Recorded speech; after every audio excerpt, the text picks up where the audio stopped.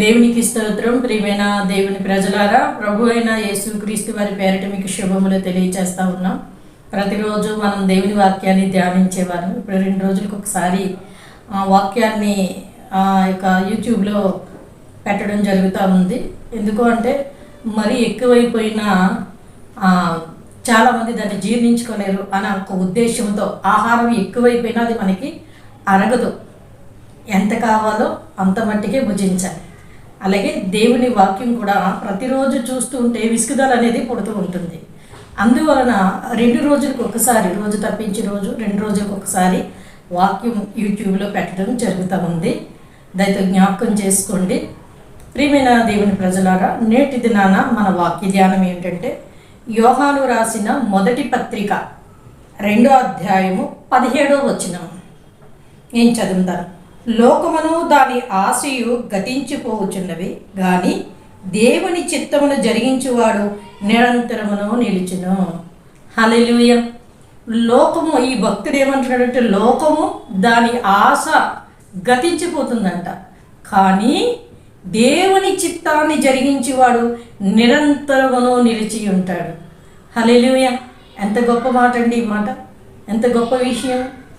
నిజంగా ఈ మాటను వాక్యాన్ని ధ్యానిస్తూ ఉంటే హృదయం ఉప్పొంగుతూ ఉంటుంది. లోకం ఎంతో రంగుల ప్రపంచం, రంగురంగులుగా అందమైన ఒక అద్దమలాగా కనపడుతూ ఉంటుంది. ఒక అందమైన అద్దమని కాదు కానీ అందమైన అదొక ఆకారంలాగా కనబడుతుంది. కానీ అదట గతించిపోతుందంట. దాని మీద ఆశ పెట్టుకున్న ఆశ కూడా గతించిపోతూ ఉంటుందండి.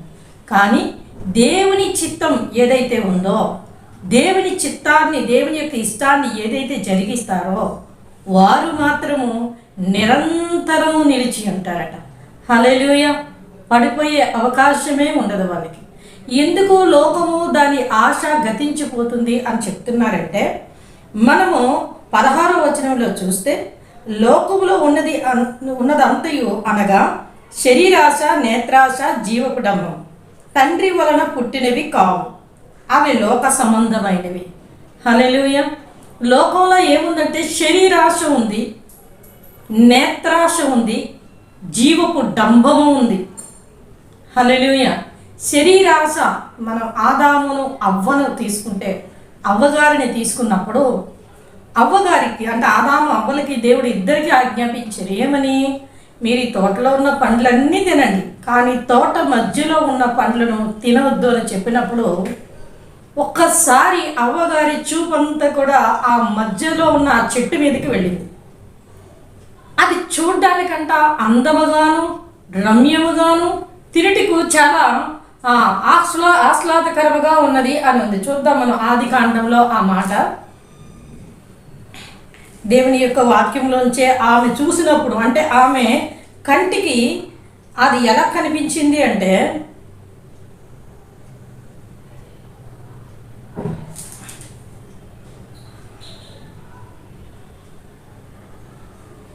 చూడండి 17వ వచనము, 2వ అధ్యాయము 17వ వచనము ఆదికాండము నేను చదువుతాను.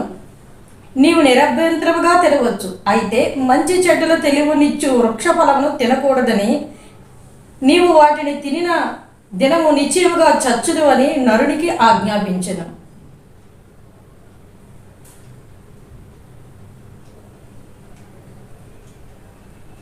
మూడో అధ్యాయము 6వ వచనము నేను చదువుతాను.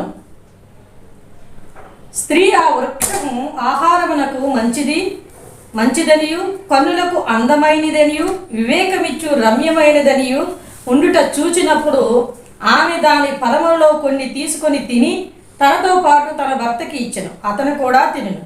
చూసారా, అవ్వగారు ఇక్కడ చూసినప్పుడు ఆ యొక్క వృక్ష ఫలం ఎలా కనిపిస్తుందట? ఆహారమునకు మంచిది, అంటే శరీరాశ, అంటే శరీరానికి అది మంచిది. శరీరానికి ఆరోగ్యం కావాలన్నా లేకపోతే శరీరానికి హానికరం కలగాలన్నా ఆహారము ద్వారా అది జరుగుతూ ఉంటుంది.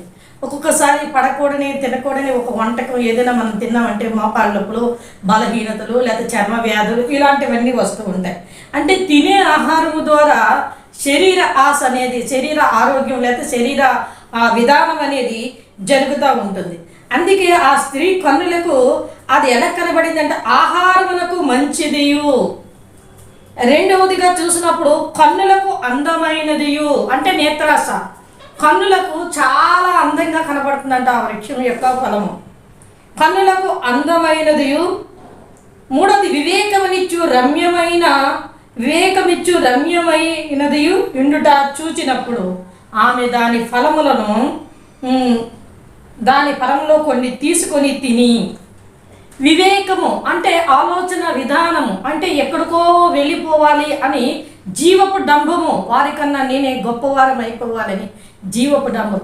ఈ మూడు కూడా ఎక్కడ ప్రారంభమయ్యాయంటే ఆది కాండంలో దేవుడు ఆజ్ఞను అతిక్రమించిన అవ్వగారి దగ్గర, ఆదాముల దగ్గర నుంచి అది ప్రారంభమైంది. అంటే లోకంలో ఏముంటుందట? శరీరాశ, అంటే తినడానికి మంచిది. ఇప్పుడు చూడండి, ఎక్కడ చూసినా ఆహారానికి కొదువు లేదు. ఇంకా మనం యూట్యూబ్లో వాటిలో చూస్తే ప్రతి ఒక్కరూ ఫలానా దగ్గర ఫుడ్ చాలా బాగుంటుంది, దోశలు బాగుంటాయి, లేకపోతే బిర్యానీ బాగుంటుంది, లేకపోతే నూడిల్స్ బాగుంటుంది. ఆహారానికి కొదువు అనేది లేదు. ఎక్కడ చూసినా ఆహారమే కనబడతా ఉంది.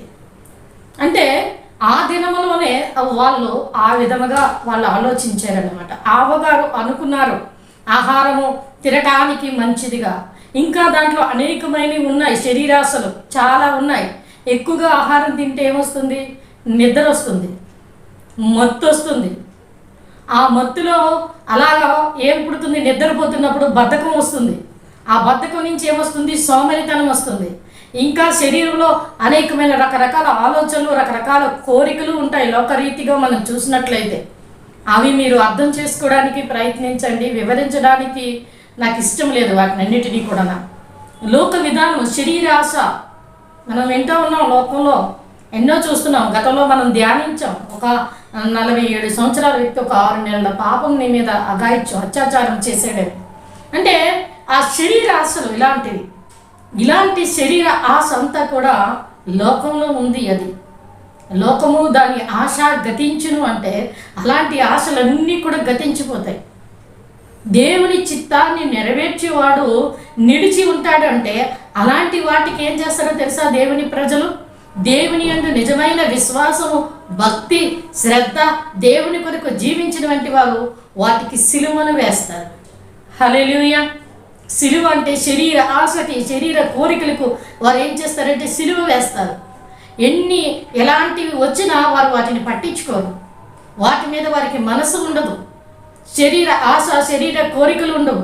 కాకపోతే దేవుడిచ్చిన కుటుంబ బాధ్యత, భార్య, భర్త, పిల్లలు అనేది అది దేవుడు ఆదిలోనే దేవుడే ఇచ్చారు కనుక ఆదాము అవ్వలను వివాహం, ఒక స్త్రీకి ఒక పురుషుడినిచ్చి వివాహం చేయాలి, ఒక పురుషునికి ఒక స్త్రీనిచ్చి వివాహం చేయాలి అన్నది దేవుని యొక్క చిత్తము కనుక ఆ చిత్తాన్ని నెరవేరుస్తారు. కానీ ఇంకా వేరేగా ఒక పురుషుడు ఉంటుండగా ఇంకో పురుషుని వివాహం చేసుకొని, ఇంకా లేకపోతే ఒక భార్య ఉంటుండగా ఇంకో భార్యని వివాహం చేసుకుని ఇలాంటివి జరిగించదు. ఇప్పుడు ఇవే ఎక్కువైపోతున్నాయి. పురుషుల కన్నా స్త్రీలకే ఎక్కువైపోతున్నాయి. మొన్న ఆవిడెవరో నేను యూట్యూబ్లో చూశాను, 3 కూడా తనకి భర్తగా కావాలని అడుగుతుంది. చూడండి, స్త్రీ ఒక యవనస్తురాలు యొక్క కోరికలు ఏ విధంగా ఉన్నాయో. అవతల యాంకర్ ఆమెను గసరేస్తూ ఉన్నాడు, దెబ్బలాడుతూ ఉన్నాడు. ఏం మాట్లాడుతున్నావమ్మా అంటే నాకు న్యాయం చేయండి, నాకు 3 కావాలని అడుగుతుంది. అంటే లోకము, దాని ఆశ, ఇలాంటి ఆశలు ఏమవుతాయంటే గతించిపోతాయి. అవి శరీరాశలు, శరీర కోరికలు ఇవే ఉన్నాయి లోకంలో. అవి ఎక్కడ ప్రారంభమయ్యాయి అంటే అవ్వగారి దగ్గరే ప్రారంభమయ్యాయి. ఎందుకంటే అవ్వని సాతానుడు, అపవాది మోసముచ్చాడు కనుక ఆ మోసంలో వాళ్ళ యొక్క ఆత్మనేత్రాలు మూయబడి ఉన్నాయి కనుక వాళ్ళకి ఆ సాతాను యొక్క చిక్కుల్లో వాళ్ళు పడ్డారు, కుయుక్తిలో వాళ్ళు పడ్డారు కనుక, ఆమె పడింది కనుక సాతాను యొక్క చిత్తాన్ని చేసింది ఆమె, దేవుని చిత్తాన్ని మానేసి. అందువలన అక్కడ శరీర ఆశ అంటే అది.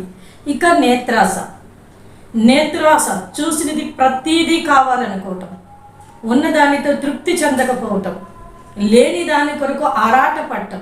వారికి ఉంది, నాకెందుకు లేదు. వారు రకరకాల వస్త్రాలు ధరిస్తూ ఉన్నారు, గంటకు వస్త్రాన్ని మారుస్తూ ఉన్నారు, రకరకాల నగలు, ఆభరణాలు వేసుకుంటూ ఉన్నారు. వాళ్ళకి ఉన్నవి నాకెందుకు ఉండకపోవాలి, నాకు అవి కావాలి. నేత్రాశ చూసేది ప్రతీదీ కావాలనుకోవటం. నేనేం తక్కువ, నేను ఏదో ఒక రకంగా వాటిని సంపాదిస్తానని చెప్పి చూసినది ప్రతిదాని కొరకు ఎగబడి అవి చూసినవన్నీ కావాలనుకోవటమే నేత్రాశ. కొంతమందికి ధనం మీద ఆశ ఉంటుంది, కొంతమంది స్త్రీలకైతే నగల మీద ఆశ ఉంటుంది, ఇంకా బట్టల మీద ఆశ ఉంటుంది, ఇంకా ఇప్పుడున్న యవనస్తులకి మద్యం మీద, స్మోకింగ్ మీద, ఇంకా రకరకాల వ్యసనాలు వాటి మీద ఆశ ఉంటుంది. అది నేత్రాశ. చూసినది ప్రతిదీ కావాలనుకోవటం. పూర్వ దినాల్లో ఎవరైనా సిగరెట్ కాలిస్తే బాగా సిగరెట్ కాలుస్తుంటే రింగులుగా వెళ్తుంది ఆ పొగ, నేను అలా కాల్చాలని వాళ్ళు వెళ్తూ ఉండేవారు. కానీ ఇప్పుడు వాళ్ళు కాలుస్తున్నారు, వీళ్ళు కాలుస్తున్నారు, నేనే కాలుస్తాను. చిన్న పిల్లాడు 5 సంవత్సరాలు 10 సంవత్సరాల పిల్లలు కూడా ఆ యొక్క వ్యసనంలోనికి లోబడిపోతున్నారు. అదే కాదు, ఇంకా మత్తు పదార్థాలకి లోబడిపోతున్నారు, ఇంకా డ్రగ్స్ ఇలాంటి మత్తు పదార్థాలకి లోబడిపోతున్నారు. ఇంకా అంతేకాదు, ఇంకా చాలా దొంగతనాలు, ఇంకా ఇలాంటివన్నీ కూడా చూసేది కావాలని నేత్రాశలో వాళ్ళు పాపంలో పడిపోతున్నారు. కనుకనే వాటన్నిటినీ వారు కావాలనుకొని వారి జీవితాలను ఏం చేస్తున్నారంటే తప్పుడు త్రోవలోనికి వెళ్తున్నారు. లోకంలో ఉన్న వాటిని పొందుకోవటం కోసం వారు ఏం చేస్తున్నారో విశిక్షణ కోల్పోయి వాళ్ళు ఆ విధంగా పడిపోతూ ఉన్నారు. అందుకే లోకము దాని ఆశ గతించును, ఇలాంటివన్నీ కూడా గతిస్తాయి. ఒక దేవుని బిడ్డ ఏం చేస్తాడో తెలుసా? ఇలాంటి వాటికి ఏం చేస్తాడంటే సిలువ వేస్తాడు. దేవుడు నాకు ఏది ఇస్తే దాంతోనే నేను తృప్తి చెందుతాను, అదే నాకు చాలు, ఆ జీతమే నాకు చాలు, ఉన్నదాంతోనే నేను సర్దుకుంటానని చెప్పి ఉన్నదానితోనే ఒక పూట ఆకలితో ఉన్నా, 1-2 వస్త్రాలు ఉన్నా వాటితోనే, ఇప్పుడు ఎవరికి ఒక పూట ఆహారం కానీ 2 వస్త్రాలు కానీ లేవు, ఎక్కువగానే ఉంటున్నాయి, ఉన్న వాటితోనే సర్దుకొని తన జీవిత విధానాన్ని ముందుకు సాగిస్తూ ఉంటారు. అందుకే దేవుని చిత్తాన్ని వారు నెరవేరుస్తున్నారు. ఆ నెరవేర్చేవాడు ఏం చేస్తాడంటే నిలిచి ఉంటాడు, పడిపోడు. ఇక 3వదిగా ఏంటంటే జీవపు డంబం. ఇక్కడ మాత్రం ప్రతి ఒక్కరూ పడిపోతున్నారు.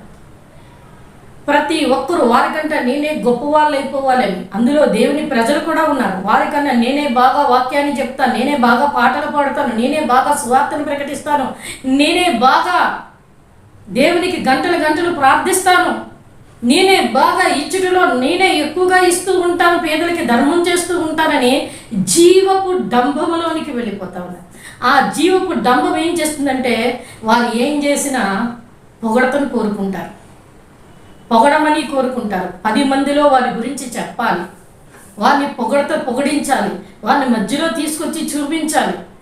ఇదే ప్రతి ఒక్కరూ కూడా ఈ జీవపు డంబంలో ఎలాంటి వారైనా పడిపోతూ ఉన్నారు. అదే జీవపు డంబం. దేవుడు ఏమన్నారంటే నీ కుడి చేతితో ఇచ్చింది నీ ఎడమ చేతికి తెలియకూడదన్నారు. అందుకే అలా ఇచ్చి మనం మౌనంగా ఉన్నప్పుడు, ఒకవేళ నీకు ఏమీ తెలియదు, ఏమీ రాదని ఎవరైనా అనుకుంటున్నారా? అనుకునివ్వండి. నీ శక్తి నీలో ఉంది. నీ శక్తి ఏంటో, నీ సామర్థ్యం ఏంటో, నీ తెలివేంటో, నీ వివేకం ఏంటో, నీ ప్రార్థన ఏంటో, నీ సువార్త ఏంటో, నీ పరిచర్య ఏంటో, నువ్వు ఇవ్వటం ఏంటో అది నీకు తెలుసు, అది దేవునికి తెలుసు. హల్లెలూయా. అందరికీ తెలియనక్కర్లేదు. అదే జీవపు డంబము. కానీ అది అందరికీ తెలియాలని ప్రచురపరుచుకుంటారు. ఒక ప్రోత్సాహన కొరకు ఒక వ్యక్తికి చెప్పి మరొక వ్యక్తిని ప్రోత్సాహంలోనికి నడిపించింది వేరు, జీవపు డంబాన్ని చాటుకోవటం వేరు. ఈ విషయాల్లో చాలా జాగ్రత్తగా జ్ఞానయుక్తంగా మనం ఆలోచించాలి. మనము చెప్పిన మాటకి ఎదుటి వ్యక్తి ప్రోత్సహించబడుతున్నారా లేదా అని చూసుకొని మనం చేయాలి. అలా చేసినప్పుడు శరీరాశ, నేత్రాశ, జీవపు డంబాలకి సిలువ వేయబడుతుంది. అందుకే ఒక భక్తుడు ఒక పాట రాశాడు, యేసు గొర్రె పిల్లను నేను దినదినము చనిపోతున్నాను, యేసు క్రీస్తులో బ్రతుకుచున్నాను. హల్లెలూయా. ఎంత గొప్ప మాట అండి. దినదినం ఎందులో చనిపోతున్నాడు? శరీరాశలో చనిపోతున్నాడు, నేత్రాశలో చనిపోతున్నాడు, జీవపు డంబములో చనిపోతున్నాడు. మరి ఎందులో బ్రతుకుతున్నాడు? దేవుని చిత్తాన్ని నెరవేర్చడంలో బ్రతుకుతున్నాడు. ఎంత జ్ఞానయుక్తంగా ఆ యొక్క భక్తుడికి దేవుడు ఆ తలంపులు ఇచ్చి ఆ పాటలు రాయించారు. రాసేది ఎవరో నాకు తెలియలేదు, కానీ చాలా మంచి పాట ఆ పాట. అంత జ్ఞానయుక్తంగా ఆ పాటను వ్రాయించారు దేవుడు. యేసు గొర్రె పిల్లను నేను దినదినము చనిపోచున్నాను, యేసు క్రీస్తులో బ్రతుకుచున్నాను. దినదినం చనిపోతున్నాను. దేంట్లో? శరీరాశ, నేత్రాశ, జీవపు డంబములో చనిపోతున్నాను. యేసు క్రీస్తులో దేవుని చిత్తాన్ని నెరవేర్చడంలో, దేవుని ఉద్దేశాలు నెరవేర్చడంలో నేను బ్రతుకుతున్నాను. కనుక ప్రియమైన దేవుని ప్రజలారా, శరీరాశ, నేత్రాశ, జీవపు డంబం ఈ 3 గతించిపోతాయి. లోకము దాని ఆశ గతించను. లోకంలో ఉన్న ఆశ అంతా ఇదే. దీని కొరకే మనిషిని మభ్యపెట్టి అపవాది దేవుని యొద్ద నుంచి వారిని లాగేస్తూ ఉన్నాడు. కనుక నువ్వు దేవుని చిత్తాన్ని జరిగించు. దేవుడు నిన్ను అన్ని విషయాల్లో దీవించి, నువ్వు ఎక్కడ పడిపోయినా అక్కడ ఆయన నీ చేయి పట్టుకొని లేవనెత్తి నిన్ను నడిపించి దీవించి ఆశీర్వదిస్తారు. అలా చేసి ప్రభు ఇచ్చిన దీవెన ఆశీర్వాదాలు పొందుకోండి. కొద్ది మాటలు దేవుడు దీవించునుగాక. ఆమె. కళ్ళు మూసుకుందాం, ప్రార్థన చేసుకుందాం. మహాపరిశుద్ధుడైన మా ప్రియ పరలోక తండ్రి దేవ, ఇంతవరకు మీ పరిశుద్ధాత్మ శక్తి చేత మీరు మాట్లాడినందుకు వందనం. వెత్తబడిన వాక్యం నూరంతులుగా ఫలించులాగున సహాయం దయచేయండి. నిజమే ప్రభు నాయన, లోకము దాని ఆశ గతించును, దేవుని చిత్తాన్ని నెరవేర్చేవాడు నిరంతరము నిలిచియుండును అని నీ లేఖనం సెలవిస్తూ ఉంది. ప్రభువా నాయన, మేము లోకము ఆశలో మేము పడకుండా నీ చిత్తాన్ని నెరవేర్చి నీ చిత్తాన్ని జరిగించేవారిగా మమ్మల్ని నిలబెట్టండి. శరీరాశ, నేత్రాశ, జీవపు డంబముల నుంచి మమ్మల్ని విడిపించి బలపరిచి స్థిరపరిచి క్రీస్తు అనే బండ మీద నిలబెట్టి దేవా తండ్రి మా ద్వారా మీరే మహిమ పొందుకోమని యేసు పరిశుద్ధ నామమున స్తుతించి వేడుకొంచున్నాం పరమ తండ్రి. ఆమేన్. God bless.